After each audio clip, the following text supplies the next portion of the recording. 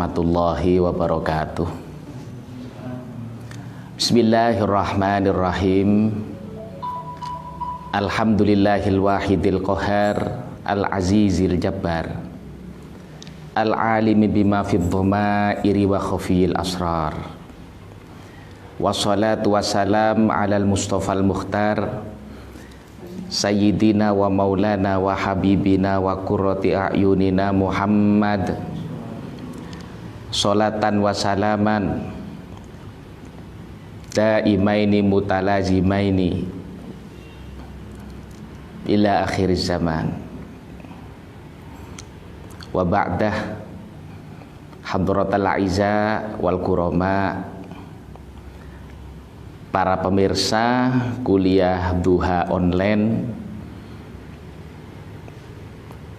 pendengar setia di channel Masjid Agung Kiai Haji Anas Mahfud Kota Lumajang. Alhamdulillah di pagi hari ini yang cerah, yang segar bugar, kita masih diberikan kesehatan untuk tetap istiqomah dalam menggelar majelis ilmu meskipun tidak bertemu langsung, namun tanpa mengurangi makna dan esensi dari taklim ini. Saudara-saudaraku yang seiman dan sekeyakinan, pagi hari ini kami diberikan amanah untuk menyampaikan sebuah tema mengenali strategi setan. Tema ini bagi kami sangat menarik dan besar manfaatnya, karena mengenal musuh ini sangat penting. Karena bagaimanapun setan ini telah memproklamirkan dirinya sebagai musuh bebuyutan manusia. Nah, sekarang ada beberapa diksi yang sering kita dengarkan. Ada istilah setan, ada iblis, atau mungkin yang lain. Ini yang terkadang kita belum mencermati makna apa esensi sebenarnya yang dimaksud dengan setan. Sebenarnya setan ini tidak memiliki eksistensi yang berdiri sendiri sebagaimana jin, manusia ataupun malaikat. Tidak sama. Setan ini merupakan unsur yang lahir dari perzinahan antara hawa nafsu dan iblis di lorong duniawi ini. Sehingga setan ini kalau bertemu dengan hawa nafsu tadi itu, jadi hawa nafsu yang berzina dengan iblis di lorong dunia ini, inilah yang akan melahirkan setan-setan dalam bentuk, bisa berbentuk jin, bisa berbentuk manusia. Alladzi yuwaswisu fi sudurin nas, yaitu yang membisikkan kejahatan fi sudurin nas, di dalam dada manusia. Siapa itu? Minal jinnati wan nas, dari bangsa jin atau bangsa manusia. Setan yang berasal dari bangsa jin ini tidak terlihat secara kasat mata, tapi menghembuskan bisikan di dalam dada, fisudur. Tiba-tiba dada kita terpengaruh, kemudian termotivasi untuk melakukan perbuatan jahat, kemaksiatan. Nah, setan yang berupa jin ini penangkalnya kita sama-sama maklum. Ada riwayat bahwa setan-setan yang berupa jin ini ketika mendengarkan adzan, mereka lari terbirit-birit ketakutan. Mendengar bacaan Al-Quran, mereka merasa kepanasan. Tapi setan yang berbentuk manusia ini Ini yang repot. Terkadang dengar adzan, dia tertawa terbahak-bahak. Dibacakan ayat kursi, tidak merasa panas, malah mengikuti bacaan ayat kursi. Baru kalau dilempar dengan kursinya, baru dia lari. Itulah setan yang berbentuk manusia yang bandel semacam itu. Ini ada sebuah riwayat penting sebenarnya yang perlu kita maklumi bersama, bahwa ada sejarah panjang manusia ini semenjak awal diciptakan. Bapak manusia Nabi Allah Adam alaihissalam. Nabi Adam ini diciptakan oleh Allah dengan kemuliaannya karena membawa nur Muhammad Sallallahu Alaihi Wasallam, sehingga Nabi Adam ini dihormat. Dan Allah sempat memerintahkan malaikat, sempat memerintahkan jin dan seterusnya untuk tunduk hormat sujud kepada Nabi Adam. Makna sujud ini bukan berarti menyembah, tapi hormat karena patuh terhadap perintahnya Allah.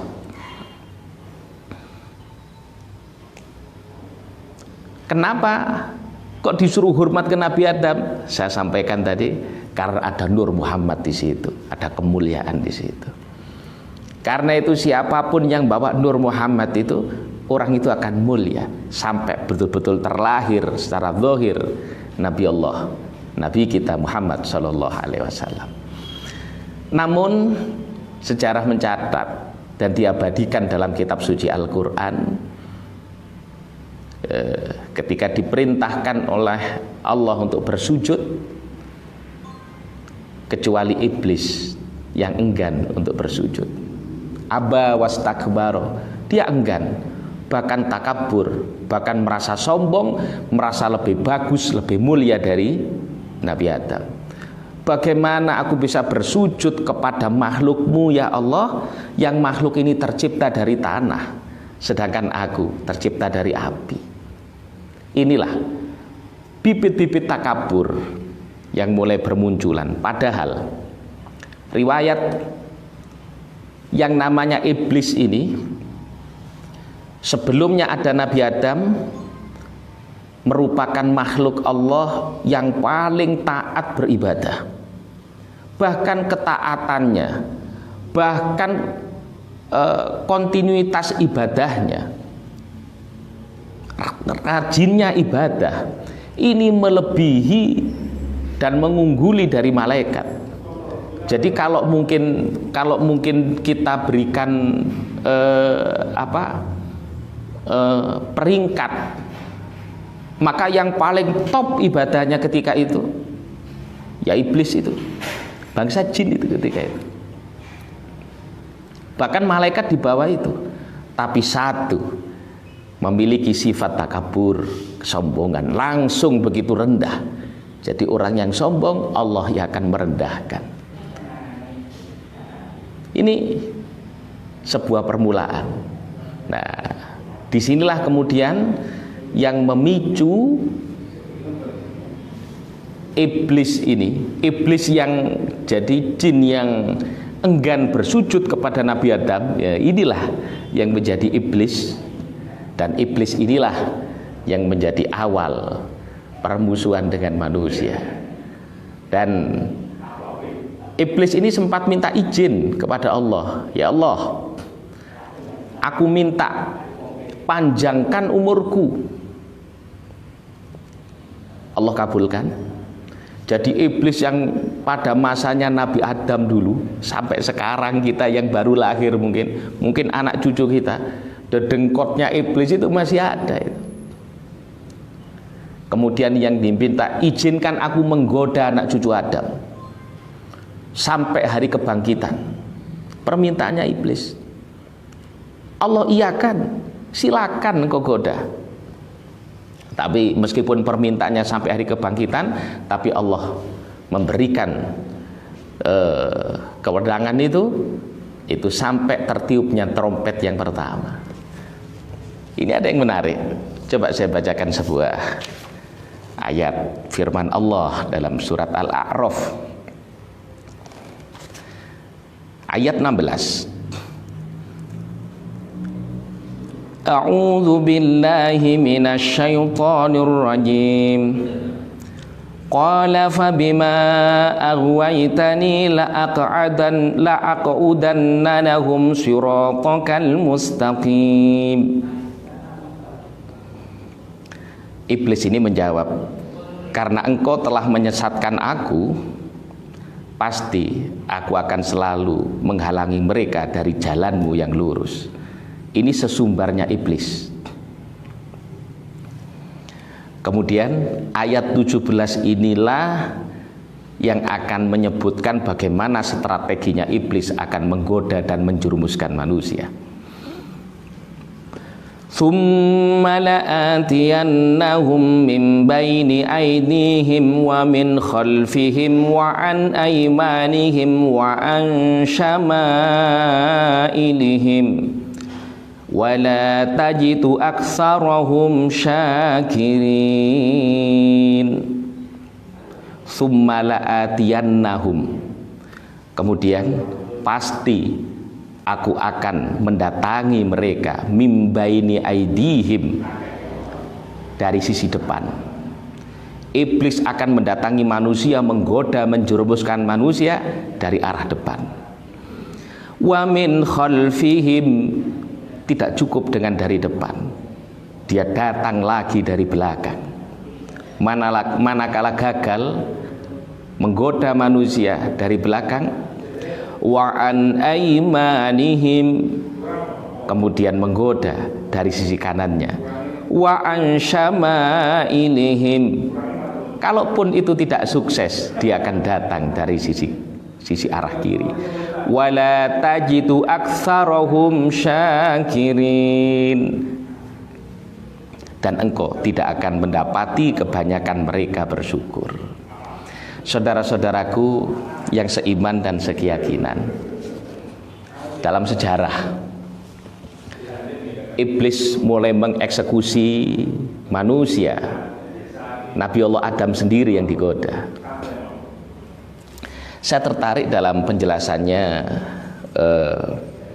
Al-Qattani bahwa ayat ini menjelaskan bagaimana iblis ini menggoda manusia dari cara yang paling kasar sampai yang paling halus. Yang pertama dari arah depan. Sama menurut Al-Qattani, yang dimaksud dari arah depan ini, iblis menggoda manusia, membujuk untuk kufur kepada Allah, untuk menjebak manusia berlaku syirik kepada Allah, untuk mengajak manusia berlaku dosa besar. Iblis akan menjebak itu, dan sejarah manusia telah tercatat. Allah sempat memberikan ujian kepada Nabi Allah Adam, bapak manusia. La taqraba hadhi syajarah, janganlah engkau dekati pohon ini. Allah tidak nyebut nama pohon ini itu, tidak nyebut merek. Namun pinter-pinternya iblis, strateginya iblis datang, kemudian membujuk Nabi Allah Adam bersama istrinya, ibunda Hawa. Kemudian iblis memberitahu, ini pohon namanya khuldi. Jadi yang memberikan nama pohon khuldi itu bukanlah Allah sendiri, tapi brandingnya iblis untuk menjebak Nabi Allah Adam. Apa katanya iblis? Khuldi ini bermakna kekal. Kalau engkau makan di sini, makan buah ini, engkau akan kekal berada di surganya Allah, engkau tidak akan terusir. Maka mulailah tertarik. Namun Nabi Adam sebagai seorang laki-laki yang kuat imannya tidak mudah tergoda begitu saja. Akhirnya dengan cara lain, serulingnya dilantunkan untuk menggoda, menikmatkan Adam untuk mampu. Apapun yang dilakukan ternyata tidak berhasil. Apakah sampai di situ? Tidak. Iblis tidak pernah putus asa dalam kegagalan menggoda manusia. Dia cari jalan lain. Maka diliriklah ada peluang. dari istrinya. Maka didekatilah Ibunda Hawa, seorang perempuan.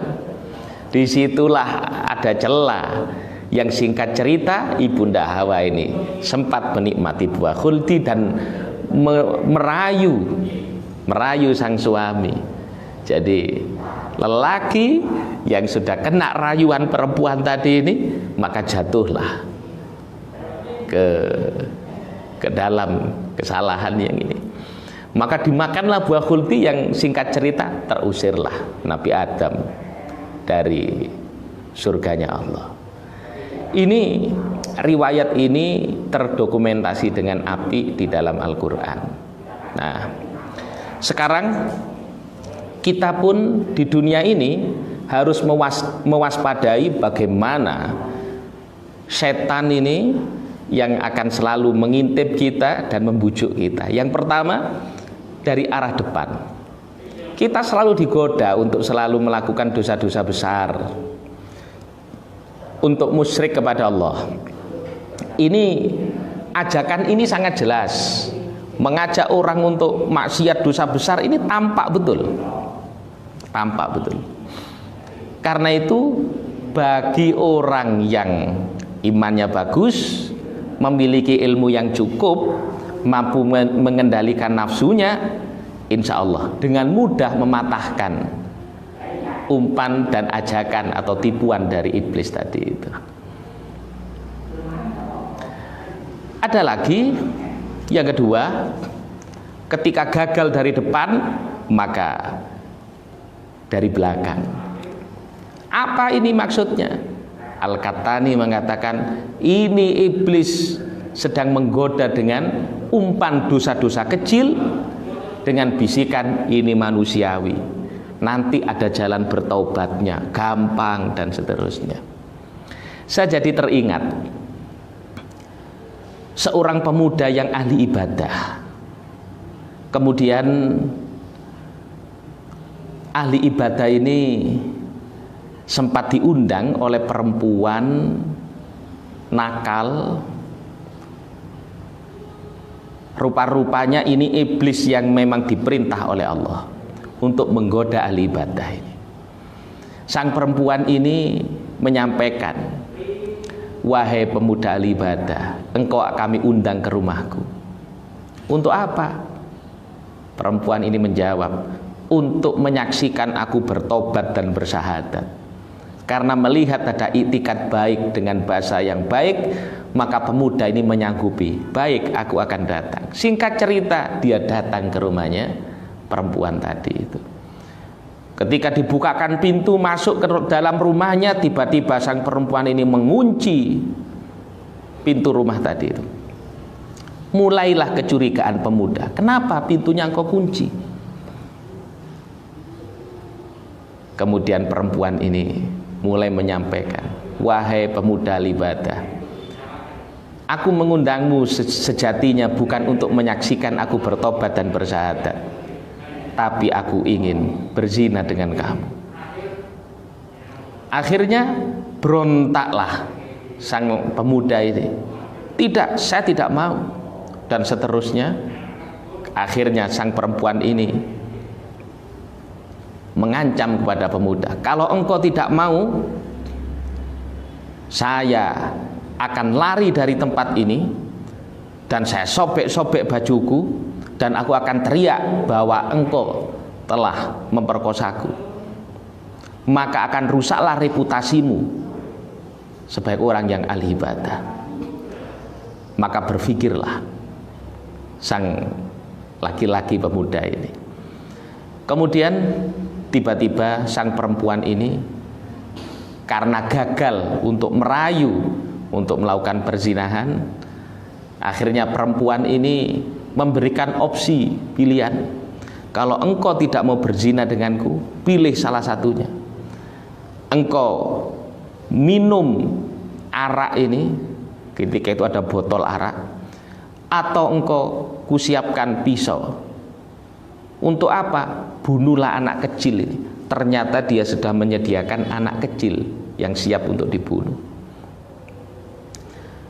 Pemuda ini berpikir, dan menimbang-nimbang, kalau saya keluar dari ruangan ini, menolak ketiga tawaran ini, reputasi saya akan hancur. Kalau saya berzina, hukumannya berat, pasti saya dirajam. Kalau saya membunuh anak kecil ini, maka yang terjadi, saya akan kena hukuman kisos, saya juga akan dibunuh. Kalau saya minum khamr, hitung-hitungan pemuda ini, maka saya hanya dicambuk.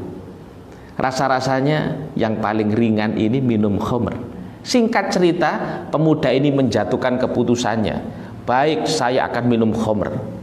Maka diteguklah botol ini diminum dengan asumsi hukumannya ringan dan selamatlah nama baiknya. Ternyata apa yang terjadi?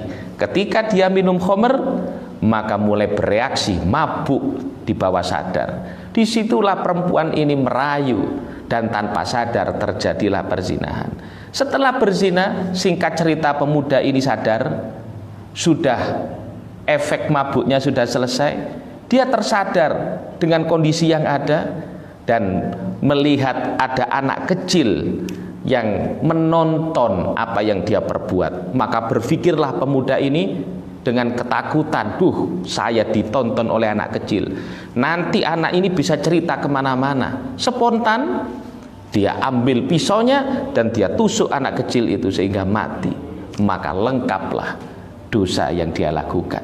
Inilah strategi setan dalam menggoda manusia dari belakang.